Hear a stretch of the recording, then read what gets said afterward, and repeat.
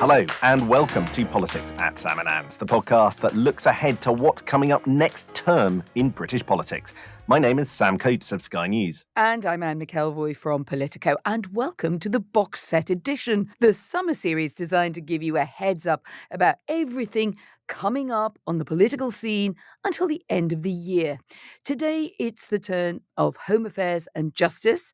You might call it by the American term Homeland Security, but whatever its name, it's definitely one of the biggest areas of jeopardy and significance in British politics. Now, polling shows that the number one reason that people are leaving Labour and heading to Reform UK is concern over immigration and that not being dealt with. So can this government do what no recent government has managed, particularly post-Brexit, and get a grip of that? With police numbers and prison capacity flashing red on the political dashboard, ignoring these topics like Keir Starmer and his government could really take them into perilous waters. And I'm delighted to say our expert guest today is Danny Shaw, Home Affairs specialist journalist for many, many years. Danny started covering Home Affairs in 1998 when Jack Straw was Home Secretary. Remember that? The Ministry of Justice didn't even exist. It wasn't even a twinkle in John Reid's eye. But after a wonderful career at the BBC,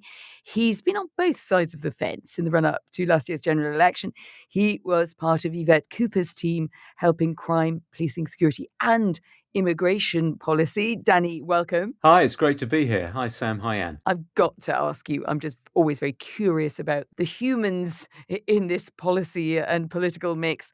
What is it like watching Yvette Cooper now from the outside when you've been part of her team? Is she what you came to expect in office? It's been an interesting experience watching Yvette, having worked closely with her in the lead up to the election. And she has, I think, lived up to my expectations, which were that she was the most prepared Home Secretary, I think, in living memory, having shadowed the job previously when Ed Miliband was Labour leader.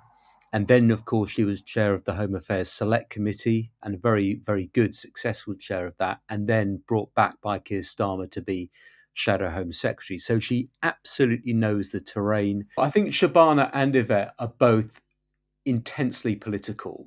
And I've never come across someone like Yvette who is so attuned politically to what's going on and the implications of every single manoeuvre and move that she makes and how that's going to play out in the Labour Party and amongst backbenchers, and then, how that's going to look to the Tories or Reform or to her constituents. It's like a chess move with Yvette, but I think that's why her decision-making when it comes is essentially very good. I think Shabana's similar as well, very political, I would say more on the right of the party than potentially Yvette. Really tough around law and order. I don't think that's for show. I think that's genuine. The disadvantage was that Shabana Mahmood came quite late into the role. I think, let's say, perhaps not enough work had been done previously. And yes, of course, it would have been better if you'd done those reviews before in opposition. Then you could get cracking with some of the court reforms and some of the prison reforms that we're going to have to wait for legislation for now later on in the year. But that's where we are. But I think given all that, I think politically they're in a pretty good space. When you think about the criticism Labour has had on the winter fuel payments and on the disability payments changes and so on, because they weren't thought through. They weren't on the back of some sort of independent review.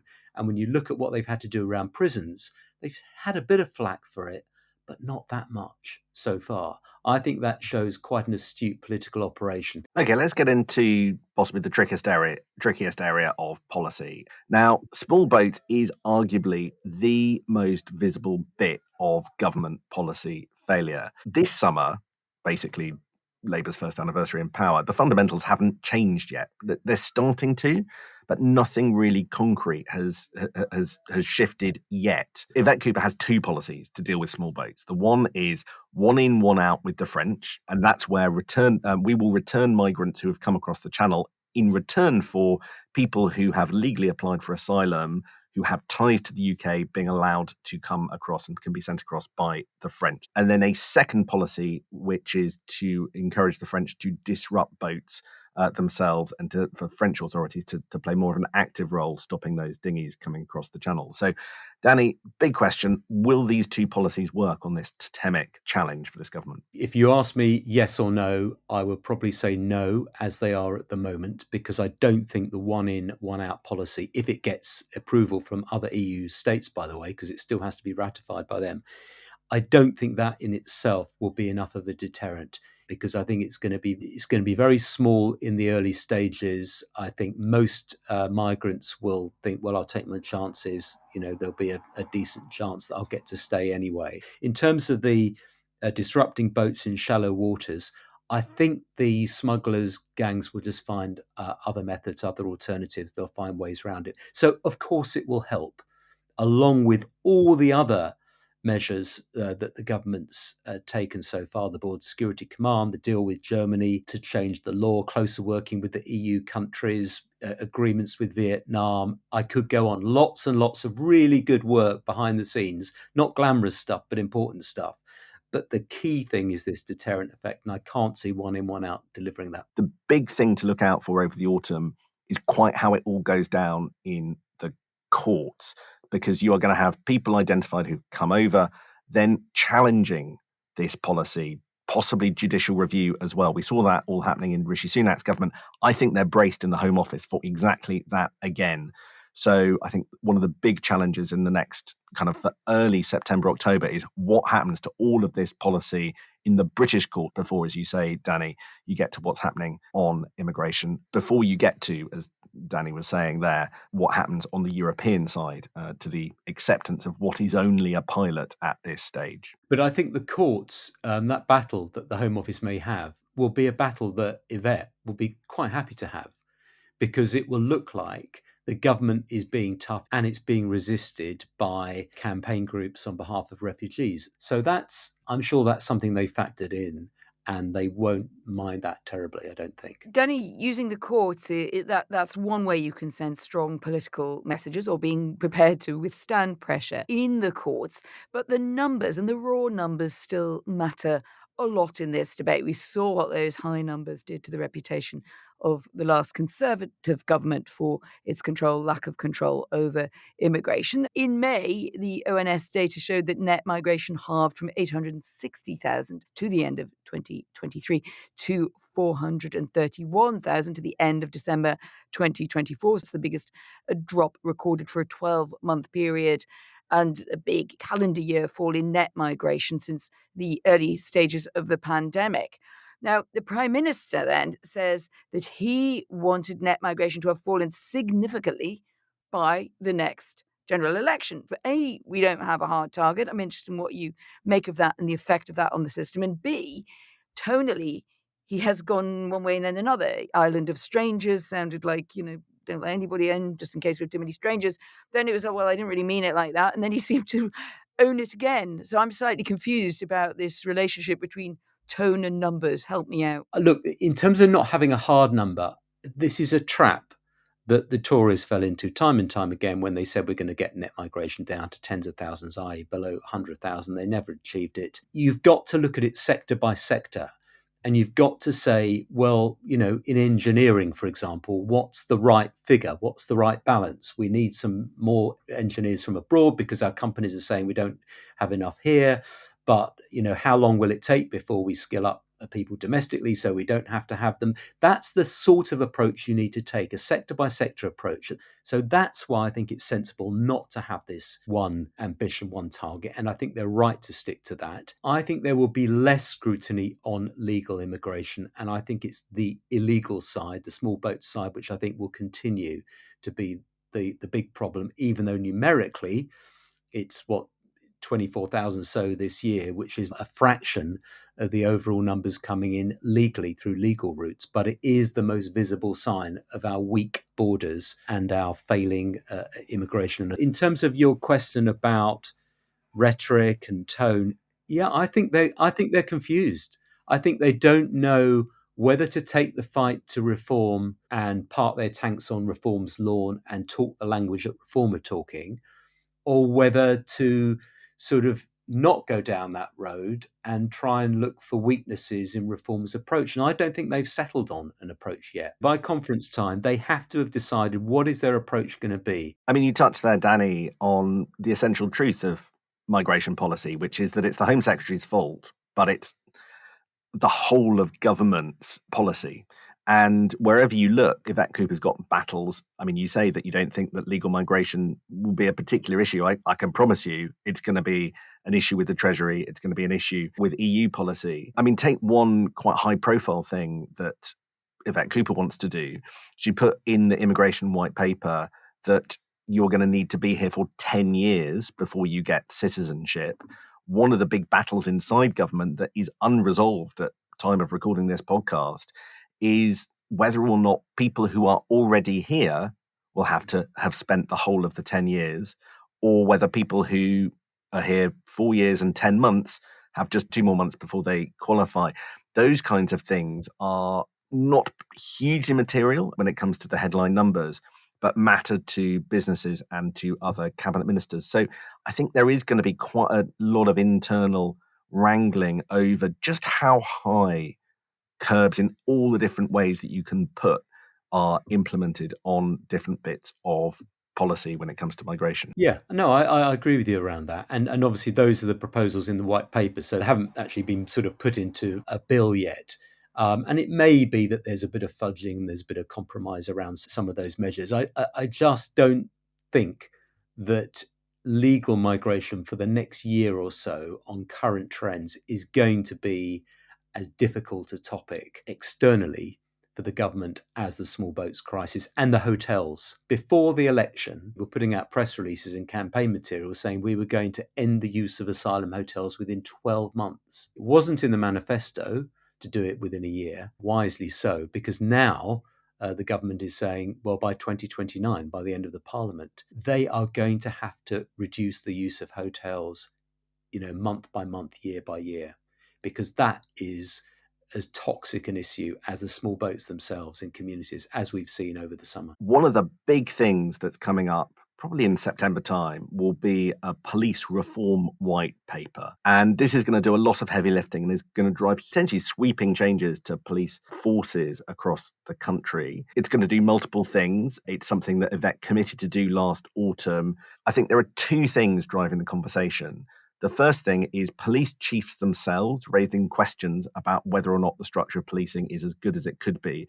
And I think the Home Office is really listening closely because policing was one of those areas that was quite squeezed in the spending review. But Danny, there are reasons why this hasn't happened before, because it does on paper look mad that we have so many different police forces. Why is it harder than it looks to reform our policing? I think the reason is that I think governments have been wounded by attempts to do it before. The last big attempt to reform the structure of forces across England and Wales, there were 43, was under Charles Clarke in 2006. And he sort of had this idea of merging police forces and came up with a blueprint to do it. But it was unpopular locally. He didn't have the full support of all chief constables. But ultimately, it just felt like an exercise that really wasn't going to yield benefits quickly enough and was going to cost in terms of politically and also financially. And so it was abandoned. And governments since then have just, have shied away from it.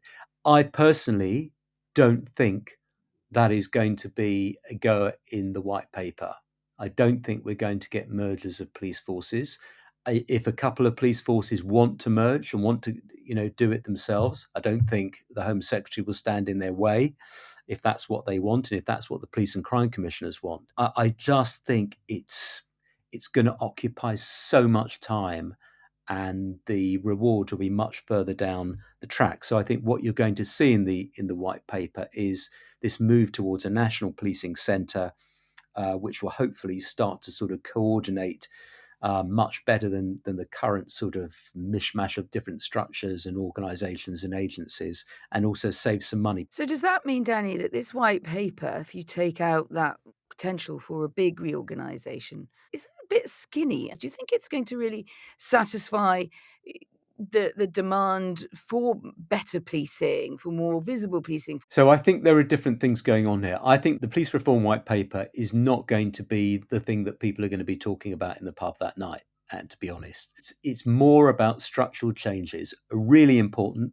overdue, and that can make a difference to policing in terms of, as I said, making savings and making the organisation more effective and efficient. Separately to that, you've got this big drive to improve and bolster neighbourhood policing with the promise of recruiting or moving in an additional 13,000 police officers, police community support officers, and special constables who are volunteers by the end of the Parliament. The problem is police force is facing these huge budget restrictions and difficulties.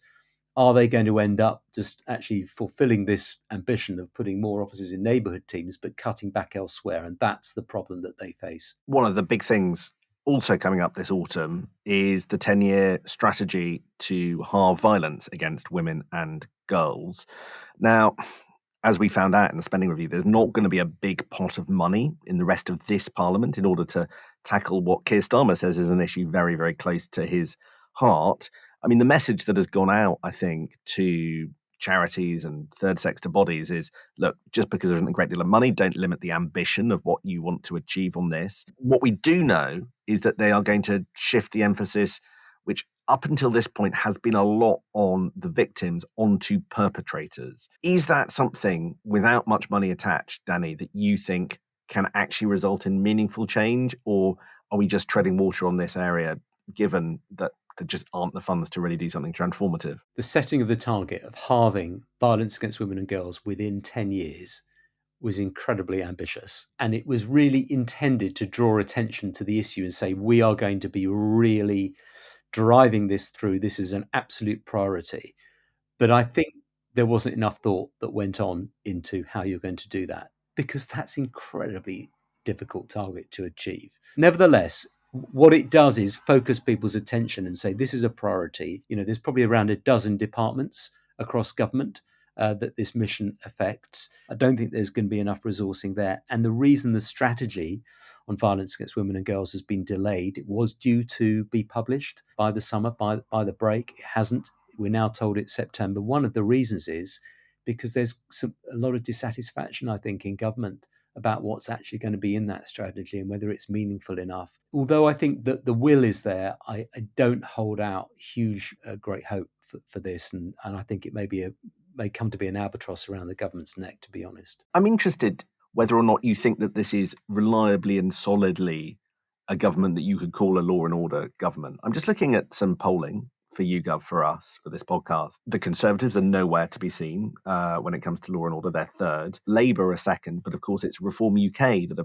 have made the running. When it comes to asylum and immigration, Conservatives in third, equal with the Green Party.